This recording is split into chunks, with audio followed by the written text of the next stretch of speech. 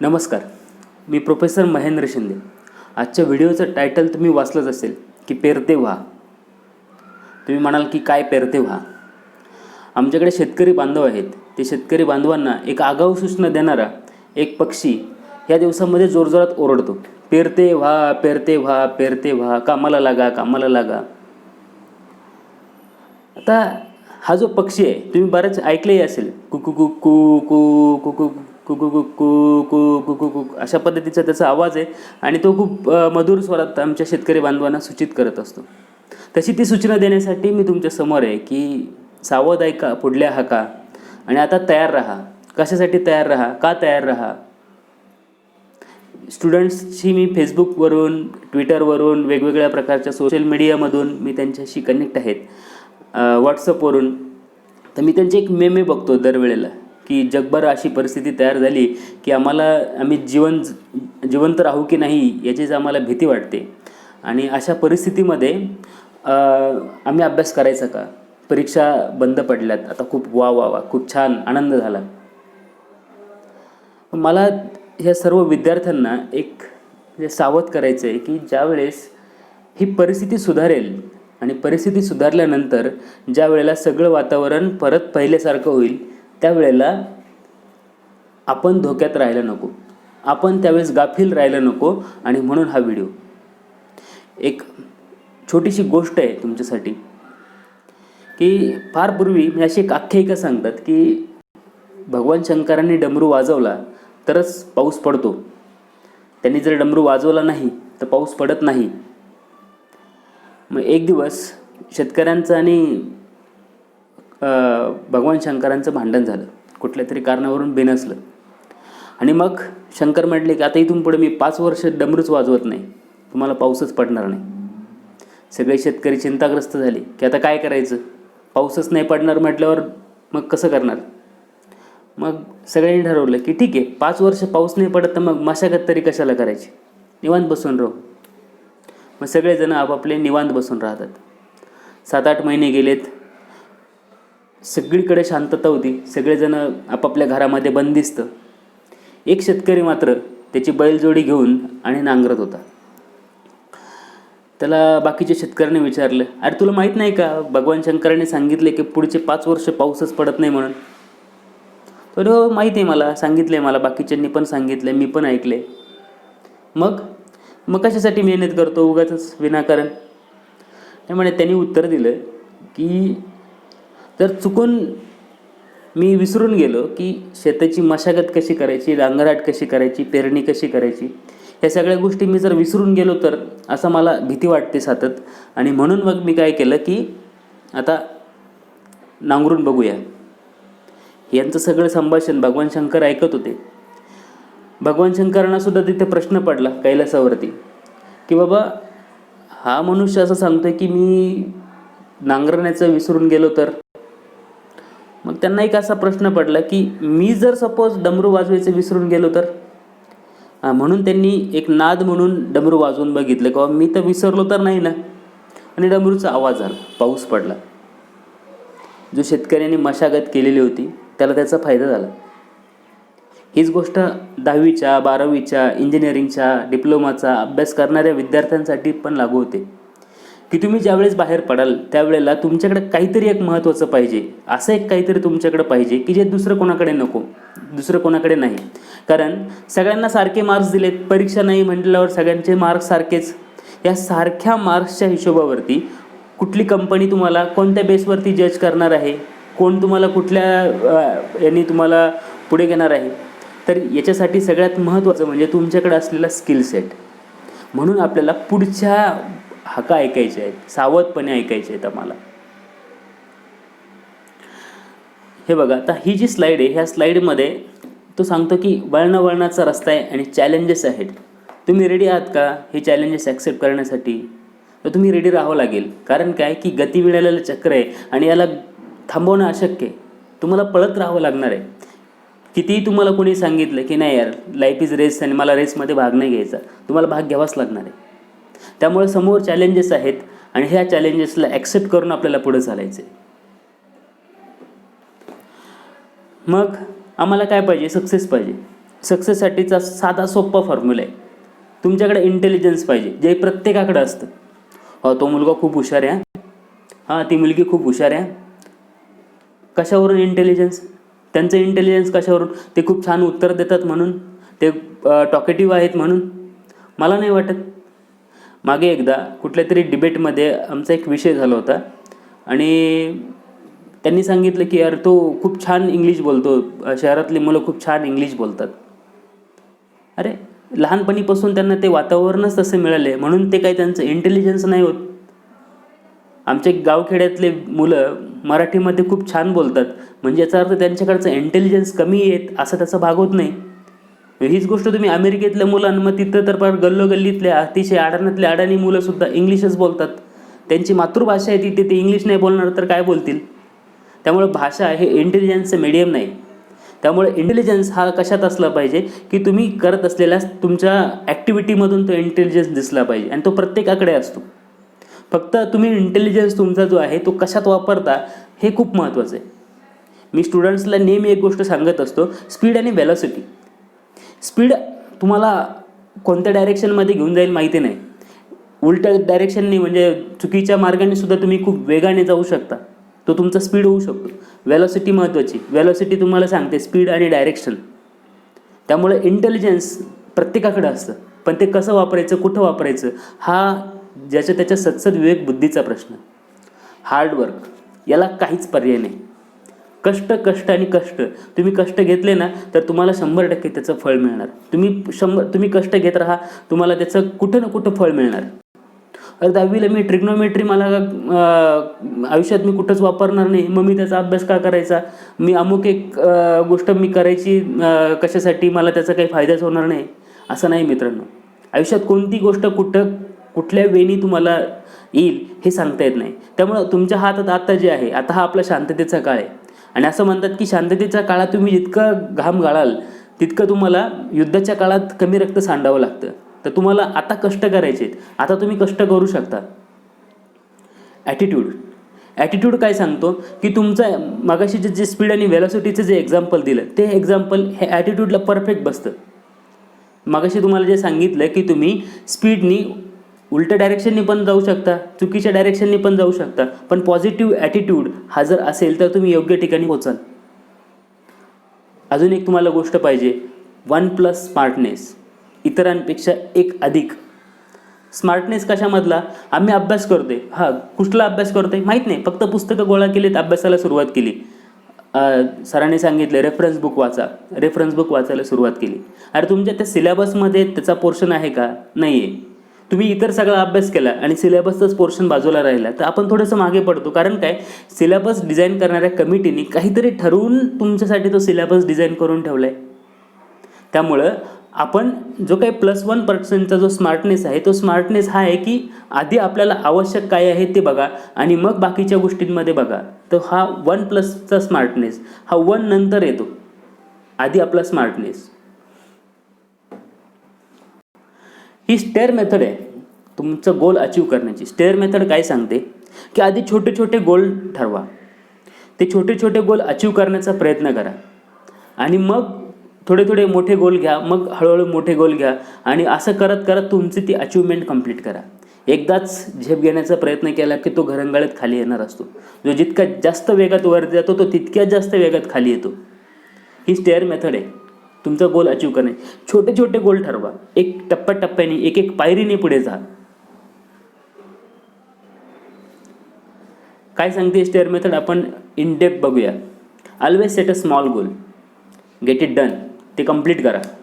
This will give you lot of confidence. तुम्हाला त्यांनी ऊर्जा मिळेल की हा मी करू शकतो. साधी गोष्ट बघा ना, तुम्ही ज्यावेळेस गणितं सॉल्व करताना तर गणिताचं जे पुस्तकाचं जर तयार केलेलं असतो स्ट्रक्चर, ते असं असतं की सुरुवातीला छोटेसे सोपे गणितं दिलेले असतात, मग थोडेसे अवघड गणितं, मग अजून अवघड गणितं असे दिलेले असतात. म्हणजे काय की तुम्ही ज्यावेळेस एकदम सोप्यात सोपे ज्यावेळेस गणितं तुम्ही सॉल्व करण्याचा प्रयत्न करता तर त्यावेळेला तुम्हाला त्यांनी कॉन्फिडन्स बिल्ड होतो. एकदा कॉन्फिडन्स आला, मग अजून थोडं मोठं. Then set next higher goal and get it done. मग आपल्याला काय करायचं आहे, पुढचं हायर गोल, जसं तुम्ही गणितामध्ये केलं तसं.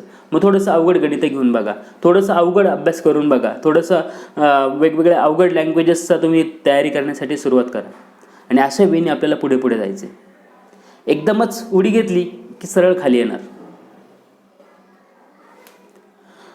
हां, ही पुढची जी स्लाईड आहे ती माझ्या शेवटच्या बेंचवरच्या विद्यार्थ्यांसाठीची आहे की first bench students are intelligent until last bench students don't participate in the competition. जोपर्यंत शेवटचा मुलगा हा तुमच्या शर्यतीत भाग घेत नाही ना, तोपर्यंत पहिलावाला इंटेलिजंट असणार. एक छोटीशी दरी आहे, तो करू शकतो आणि त्याने करून दाखवलं. हा शकतो आणि दाखवलं याच्यामधला फरक हा फर्स्ट आलेला आणि कुठेतरी मागे पडलेला याच्यात आहे. तो करू शकतो. सगळ्यांना सारखाच मेंदू आहे, सगळ्यांना सारखंच इंटेलिजन्स आहे, सगळ्यांनी सारख्याच प्रकारचं हार्डवर्क केलं तर सगळेच टॉपर येतील अशातला भाग नाही. मागाशी सांगितलेल्या फॉर्म्युलानुसार कुठेतरी कोणीतरी कमी पडतं.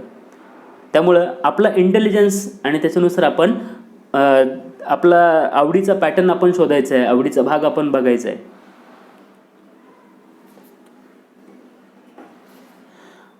आता एकदा तुम्हाला कळालं की आपला गोल काय आहे आणि गोल कळाल्यानंतर आपल्याला दुसरी गोष्ट काय आहे की आपल्याकडे उपलब्ध असलेले रिसोर्सेस कुठले आहेत, साधनं कुठले कुठले आहेत. आता हा माणूस बघा, हा माणूस काय करतोय, त्याला पलीकडच्या बाजूने जायचं आहे आणि तो त्याच्या पायाखाली एवढ्या सगळ्या शिड्या त्यांनी टाकून ठेवल्या. यातली एकच शिडी त्याला, एकच रिसोर्स त्याला पलीकडे घेऊन जाऊ शकतो. पण त्यांनी तसं केलं आहे का? नाही. त्यांनी त्याचं प्रॉपर युटिलायझेशन केलं आहे का त्याच्या रिसोर्सेसचं? अजिबातच नाही. आणि त्यामुळं तो कदाचित पलीकडे जाऊही नाही शकणार. आम्ही कायम कंप्लेंट करत असतो की माझ्याकडे हे नाही, माझ्याकडे अमुक नाही, माझ्याकडे तमुक नाही. हे यांनी काय होणार आहे, तुमच्याकडे जे रिसोर्सेस आहेत त्या रिसोर्सेसकडे बघा, त्या रिसोर्सेसला तुमची ताकद बनवा. मला तो बाहुबली मूवीमधला तो सीन आठवतो की त्यामध्ये त्या राणा दुगबत्तीने जे कॅरेक्टर केले तर त्याच्याकडे सगळ्या प्रकारची संसाधने गेली आणि तुमच्या बाहुबलीकडे मात्र काही नव्हते. परत त्यांनी त्यातून रिसोर्सेस शोधले आणि त्यांनी त्याचे हत्यारं त्याच्यासाठी बनवले. तर हे रिसोर्सेस तुमच्याकडचे आजूबाजूचे तयार करा. एकदा रिसोर्सेस मिळाले की आता आपल्याला पुढची स्टेप आहे आपली स्ट्रॅटेजी कशी ठरवायची. मी मागाशीच्या स्लाईडमध्ये तुम्हाला सांगितलं की स्ट्रॅटेजी ठरवताना बाजूला काढा की कुठल्या गोष्टी खूप महत्त्वाच्या आहेत आणि आत्ता लगेच गरजेच्या आहेत. म्हणजेच काय की IMP अँड अर्जंट, आपल्यातला ग्रीन चौकोन आहे बघा, हा एकदम महत्त्वाचे आणि अर्जंट लगेच करायचे आहेत आणि खूप महत्त्वाचे पण आहेत. अशा गोष्टी, असा अभ्यास बाजूला काढा.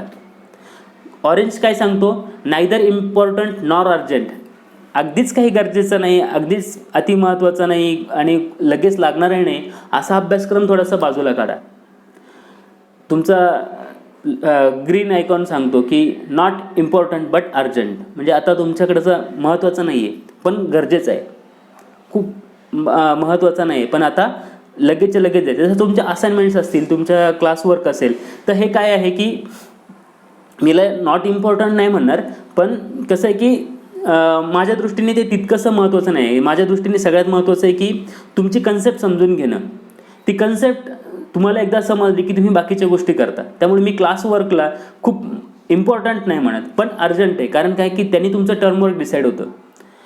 IMP बट नॉट अर्जंट, महत्त्वाचं आहे, खूप महत्त्वाचं आहे पण आता लगेच गरजेचं नाही आहे. अशा गोष्टींनी तुम्ही ठरवा, अशा गोष्टी शोधा आणि त्याच्यानुसार तुमची स्ट्रॅटेजी डिझाईन करा की आता मला काय करायचं आहे, कशा पद्धतीने करायचं आहे.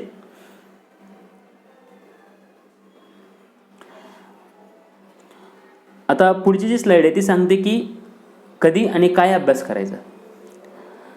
ज्यावेळेस तुम्हाला सकाळी सकाळी एकदम फ्रेश वाटतं ना, याच्यातही काही गोष्टी आहेत की मला सकाळी फ्रेश वाटण्याच्या ऐवजी मला रात्री फ्रेश वाटतं.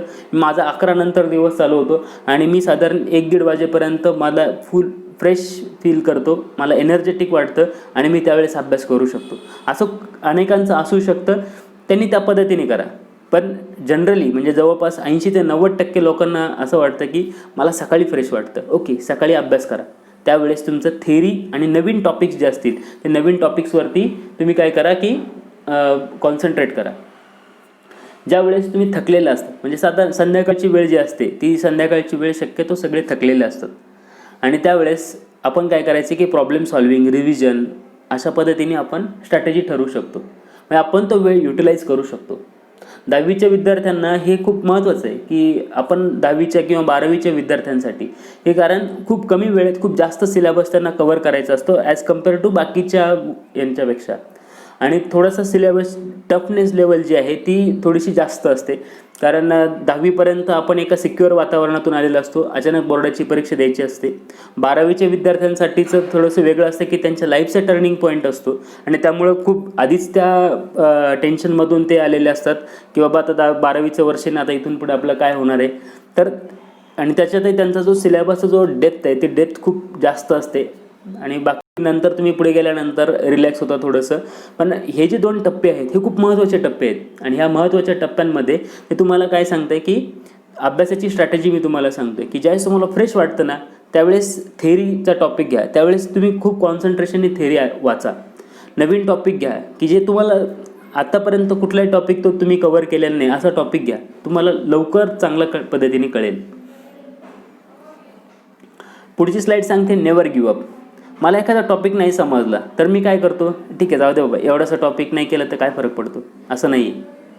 जोपर्यंत तुमचं ते समाधान होत नाही, जोपर्यंत तो टॉपिक तुम्हाला 100% कळत नाही तोपर्यंत प्रयत्न करायचे, तुम्हाला यश मिळेल. आता हा माणूस बघा, खालचा माणूस, त्यांनी कष्ट केले आणि शेवटचं थोडंसं बाकी होतं तेवढ्यात त्यांनी काय केलं, बॅकआउट केलं. तर असं नाही करायचं, आपल्याला कष्ट करायचे आणि आपल्याला जोपर्यंत नाही समजते तोपर्यंत आपल्याला धडपड करतच राहायची. सगळ्यात महत्त्वाचा टॉपिक आहे रिव्हिजन. रिव्हिजन कशा पद्धतीने करायची, रीड टॉपिक केअरफुली. तुम्ही तो टॉपिक जो आहे तो काळजीपूर्वक वाचा, तुमचे डोळे बंद करा आणि try to recollect whatever you have studied. तुम्ही आत्तापर्यंत जे काही अभ्यास केलेला असेल ते रिकलेक्ट करण्याचा प्रयत्न करा. सिस्टमॅटिकली करा हे सगळं, स्टेप बाय स्टेप. की बाबा मेंदूचा जो पॅटर्न आहे तो अशा पद्धतीने मी एक टप्प्याटप्प्याने गोष्टी लक्षात ठेवतो. आजचा माझा दिनक्रम मला आठवायला सांगितला, हा ठीक आहे, मी सकाळी उठलो, मग असं केलं, मग मी माझ्या डे टू डे ॲक्टिव्हिटीज केल्यात, नाश्ता वगैरे केला, व्हिडिओ लेक्चर करण्यासाठी मी सेटअप तयार केला, लेक्चर चालू केलं, त्यानंतर मोटिवेशनल स्पीचसाठीचं मी रेकॉर्डिंग चालू केलं. तर माझ्या मेंदूमध्ये ह्या सगळ्या गोष्टीचा जो फ्लो आहे तो टप्प्याटप्प्याने मला व्यवस्थित लक्षात राहू शकतो. तसं तुमचं अभ्यासाचं सुद्धा आहे. रिव्हिजन करताना ते टॉपिक सिस्टमॅटिकली आठवा, म्हणजे एक्झाममध्ये सुद्धा तो गोंधळ होणार नाही. बऱ्याच जणांचे पेपर मी ज्यावेळेस चेक करतो तर कुठेतरी खाडाखोड केलेली असते. तुमची ज्यावेळेस कुठेतरी खाडाखोड झालेली असते ना, तर मेंदूची तंद्री तुमची बिघडलेली असते, त्याचं ते द्योतक आहे आणि ते इंडिकेट होतं की लिहिता कुठेतरी चुकलं, मग काट मारली. मग याचाच अर्थ काय की तुमचा तो फ्लो नाही आला. याचा अर्थ असा नाही की मी शिंदे सर पाठांतर करण्यासाठी तुम्हाला सांगते, पाठांतर नाही, मेंदूतला जो फ्लो आहे तो कागदावरती उतरला पाहिजे आणि तो ज्यावेळेस कागदावरती उतरतो तो सगळ्यात सुंदर असतो. कुठेतरी तुम्ही स्टक झाले, अभ्यास केला आहे मी, आता रिव्हिजन करतोय आणि रिव्हिजन करता करता मला आता नाही सुचत आहे, तर असं काही सगळेजण आईन्स्टाईनचा मेंदू घेऊन जन्माला आलेले नसतात की बाबा विसरलं ना मग आता सगळं संपलं. आपल्या नोट्स ओपन करा, परत एकदा बघा, हे चुकलं, हे नाही समजलं, हे नाही लक्षात राहिलं, का नाही लक्षात राहिलं, त्याची कारणं शोधा आणि मग पुढे जा. Never try to remember a particular numerical problem. गणित बरेच जण पाठ करतात आणि मी म्हणतो ते सगळ्यात मोठे मूर्ख असतात. गणितं कोणी पाठ करतं का? एकदा तुम्हाला स्टेप्स लक्षात आले, एकदा सॉल्व करण्याची मेथड लक्षात आली की आपण त्या पद्धतीने ते सगळे बाकीचे, म्हणजे तुम्हाला त्याला फॉर्म्युलाच म्हणतो आपण. फॉर्म्युला काय आहे की अमुक एक प्रकारचा फॉर्म्युला आहे, त्या फॉर्म्युल्यामध्ये किमती टाकल्या की उत्तर बाहेर पडतात. तर तो गणिताचा फॉर्म्युला आपला तयार झाला पाहिजे. तुमची आई स्वयंपाक करते आणि स्वयंपाक करताना तिच्या डोक्यात एक फॉर्म्युला असतो, इतकंच मीठ टाकायचं, इतकंच तेल टाकायचं, अमुकच करायचं, तर ती प्रत्येक वेळेला तिच्या हातची चव सारखी चांगली लागते. तिने जर असं ठरवलं, नाही आज आपण असं करू की 2 चमचे मीठ जास्त टाकू, 4 चमचे तेल जरा जास्त टाकू, काय होईल, फॉर्म्युला बिघडेल. ती असं पाठांतर करून नाही ठेवत. मग जर तिने जर असं ठरवलं की आपल्या आईच्या आईने तिला सांगितलं आहे की भाजीमध्ये अर्धा चमचा मीठ टाकायचं आणि अमुकच करायचं तमुकच करायचं, उरलेले नंतर 4 पाहुणे एक्स्ट्रा आले की मग सगळी गोंधळ होते. हा जो सगळा गोंधळ होतो ना, हा गोंधळ आपला गणितात होतो. कारण काय की आम्ही पाठांतर करून ठेवले, अमुक एक प्रॉब्लेम तोच सॉल्व केला आहे, तेवढंच लक्षात ठेवलं आहे. कधीही मॅथमॅटिकल प्रॉब्लेम्स किंवा कुठल्याही प्रकारचे सम्स पाठांतर करू नका. सॉफ्टवेअरमध्ये जे कोणी कम्प्युटर इंजिनिअरिंगमध्ये जे आहेत, अल्गोरिदम कुठल्याही प्रकारचा पाठ करू नका, समजून घ्या. फिबोनाची सिरीज वगैरे तुमचे जे अल्गोरिदम्स असतील किंवा ते स्टारचे वेगवेगळे प्रकारचे जे त्याच्या मागचं लॉजिक समजून घ्या की हे कशा पद्धतीने होतं. आणि एकदा लॉजिक लक्षात राहिलं की तुम्हाला तो अल्गोरिदम म्हणा किंवा तुमचा तो सीचा कोड म्हणा, C++ मधला कोड म्हणा, तुम्हाला पाठ करण्याची गरज पडणार नाही. ही स्लाईड सांगते selection of question. Selection of question is very important. का महत्त्वाचे सिलेक्शन क्वेश्चनचं? कारण ज्यावेळेस आम्ही परीक्षा देत असतो तर परीक्षा देताना बऱ्याच वेळेस असं होतं की जे काही तुम्ही प्रश्न सॉल्व करताय ते सॉल्व करण्यासाठी घेतलेत, परीक्षा देऊन बाहेर आलात आणि कळालं की अरे यार हा प्रश्न तर सॉल्व करण्याचा नव्हता, हा प्रश्न सॉल्व केला नसता तर कदाचित माझा खूप वेळ वाचला असता. कारण काय की आम्ही पूर्ण प्रश्नपत्रिकेचा एक विचारच घेतलेला नाही. आणि पूर्ण प्रश्नपत्रिकेचा विचार न घेतल्यामुळं काय झालं की आम्हाला त्याचा आवाका कळाला नाही, लक्षात नाही आला. सो त्यामुळं तुमचं प्रश्नपत्रिका जी आहे, तुमचा क्वेश्चन पेपर जो आहे, पूर्ण टॉप टू बॉटम एकदा आपल्याला ओव्हरलुक करून घ्यायचं आहे. त्याच्यातून आपल्याला क्वेश्चन सिलेक्ट करायचे की मला हे क्वेश्चन सॉल्व करायचे आहेत. याच्यात सगळ्यात महत्त्वाचं पहिलीची स्लाईडमधला जो पहिला टॉपिक जो सांगतो की don't answer for the sake of attending questions. तुम्ही तुमचे जे काही प्रश्न आहेत ते प्रश्न फक्त अटेम्प्ट करायचे म्हणून ते क्वेश्चन सिलेक्ट करू नका. सुरुवातीचा पेपर जो आहे तो असा लिहा की अक्षरशः अक्षर मोत्यासारखा काढा, अतिशय सुंदर हस्ताक्षर काढा, कुठल्या प्रकारचं चुकीचं इम्प्रेशन पडणार नाही असं दाखवा. आणि मग नंतर अगदीच कुठेतरी फिलर्स, मी त्याला त्या क्वेश्चन्सला फिलर्स म्हणतो की जे आपल्याला येत नाही पण आपल्याला त्या टॉपिकच्या अराउंड आपल्याला थोडंसं काहीतरी असतं, आपल्याला त्यांनी काहीतरी 2-3 मार्क्स तरी आपण त्याच्यातून माइंड करू शकतो. तर असे क्वेश्चन्स सगळे शेवटी टाका.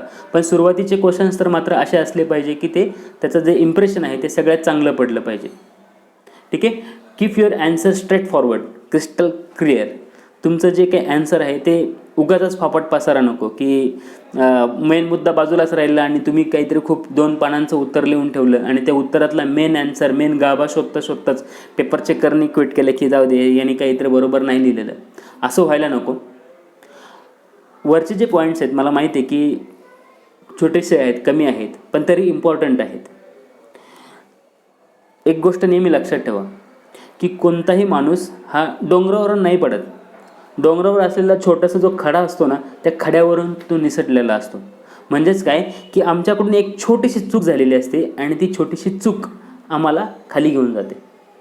तर त्यामुळं आपल्याला एक कुठल्याही प्रकारच्या चुका हे आपल्याला कमीत कमी करण्याचा प्रयत्न करायचा आहे. खूप कमी वेळेत आपल्याला ते कंप्लीट करायचे आहे. 10वीचा पेपर असेल तर 3 तासामध्ये, 12वीचा पेपर असेल तर 3 तासात, किंवा डिप्लोमाचा तुमचा पेपर असेल तर 2 तास किंवा 3 तासाचा जो वेळ असेल त्या कमीत कमी वेळेमध्ये आपल्याला हे सगळं करायचं आहे.